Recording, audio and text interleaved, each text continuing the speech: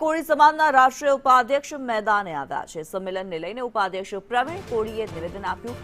દિલ્હીના સંમેલનોને સમાજને તોડવાનું આયોજન ગણાવ્યા। સમાજ કરતા પોતે મોટા થવાના આ સંમેલનો હોવાનું પ્રવીણ કોળીએ જણાવ્યું। પાપના ભાગીદાર ન થવા પ્રવીણ કોળીએ અપીલ કરી। બેમાંથી એક પણ સંમેલનમાં ન જવા પ્રવીણ કોળીએ અપીલ કરી છે।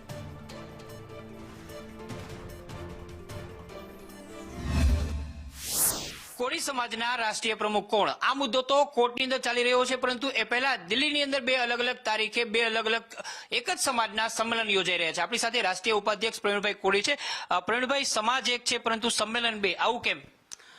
એટલે આ વિવાદ ઘણા ટાઈમથી ચાલી રહ્યો હતો, તો એ વિવાદનો અંત લાવવાની બદલે એને કંઈક ઉગ્ર બનાવી રહ્યા હોય એવું હું માનું છું। કેમ કે બે અધિવેશન દિલ્હીની અંદર મળવા જઈ રહ્યા છે, એક કુંવરજીભાઈ બાવળિયા તરફથી, બીજું વિરેન્દ્ર કશ્યપ જેવાથી, જેનાથી સમાજને નુકસાન થવાનું છે। નેતાને પોતાની જાતને કંઈક સાબિત કર્યું હોય આવું કંઈક અધિવેશન દિલ્હીમાં મળી રહ્યા છે, આવું મારું માનવું છે। તો હું તમામ 22 રાજ્યના હોદ્દેદારો હોય કે સમાજના આગેવાનો હોય કે સામાજિક જ્યાં પણ કામ કરતા હોય, ભાગલા પાડવામાં ને પાપ કરવામાં કોઈને સહકાર ન દેવાય। હું તમામ હોદ્દેદારોને તમામ સમાજને અપીલ કરું છું કે દિલ્હીના અધિવેશનમાં કોઈને સામેલ ન થવાય, કેમ કે આનાથી સમાજનું નુકસાન છે, હિત નથી।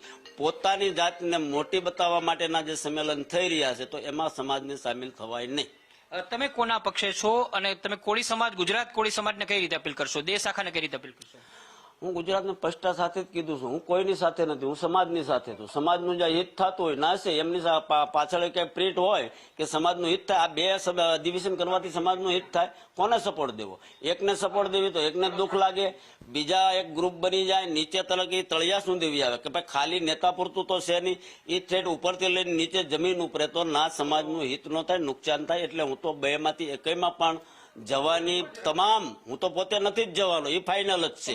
હું ઉપાધ્યક્ષ છતાં એવું નથી જવાનું, પણ ગુજરાતના તમામ સંગઠનના હોદ્દેદારોને, યુવાનોને, વડીલોને, બૈરા તમામને, લેડીઝ સહિતને અપીલ કરું છું કે આ અધિવેશનમાં 14નું કે 21માં કોઈને જવાય નહીં। એને કયો પેલા સમાધાન કરે અને પછી આગળ વધે। બિલકુલ, તો આતા પ્રવીણભાઈ કોળી તેમનું સ્પષ્ટ કહેવું છે કે એક પણ પ્રકારનું સંમેલન જે સમાજને નુકસાન કરતા હોય તેની અંદર કોળી સમાજના ભાઈઓ બહેનોએ ન જવું જોઈએ।